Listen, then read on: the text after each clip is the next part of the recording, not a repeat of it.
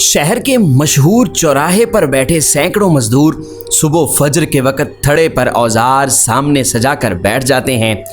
फटे पुराने खस्ता हाल कपड़ों में मलबूस उन मज़दूरों में इंतहाई ज़ईफ़ुल उम्र बुज़ुर्ग भी होते हैं जो दिहाड़ी लगाने के लिए यहाँ बैठे होते हैं। हर उजले लिबास वाला शख्स जब उनकी तरफ आता है तो हर एक मज़दूर का चेहरा रोशन हो जाता है।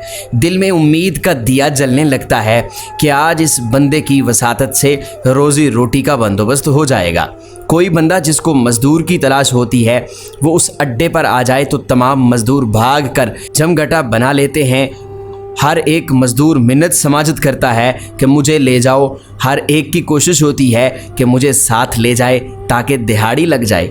हर गुज़रता लम्हा दिल की धड़कनें तेज़ करता है। धूप की तमाज़त जैसे जैसे तेज़ होती है, आसो उम्मीद आहिस्ता आहिस्ता दम तोड़ने लगती है कि क्या खबर आज भी दिहाड़ी ना लगी तो क्या बनेगा। दोपहर तक इस अड्डे पर 20 मज़दूर सर घुटनों में दिए औजार के साथ पेशानी का टेक लगाए बैठे होते हैं।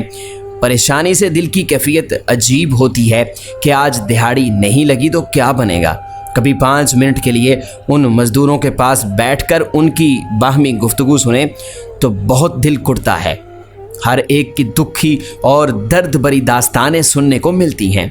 बच्चों की शादी का टाइम करीब आ रहा है, जहेज़ तैयार करना है, घर में बच्चे बीमार हैं, दवाई का बंदोबस्त करना है, दुकान का उधार बहुत हो चुका है, दुकानदार ने मज़ीद सौदा देने से इनकार कर दिया है। अल्लाह रब्बुल इज़्ज़त तमाम ज़रूरतमंदों की ज़रूरतों को पूरा फरमाए, हर एक के लिए आसानियों वाला और आफ़ियत वाला मामला फरमाए, आमीन। हकीकी ज़रूरतमंद मगर खुददार और सफ़ेद पोश यही लोग होते हैं जो मांगने की बजाय हालात का रोना रोने की बजाय कुव्वत बाजू से मेहनत मजदूरी करते हैं। यही लोग हैं जो हालात और गरीबी का मुकाबला करते हैं। इन लोगों की रोज़ाना दिहाड़ी के बदले क्या हासिल होता है? पाव घी, पाव चीनी, 2 किलो आटा, 1 पैकेट पत्ती, पाव दाल, किलो आलू, किलो प्याज, 20 का मसाला, बस। रोज़ाना कमाते हैं और शाम को बच्चों को खिलाकर सुला देते हैं और सुबह सवेरे उठकर दोबारा मैदान अमल में आ जाते हैं।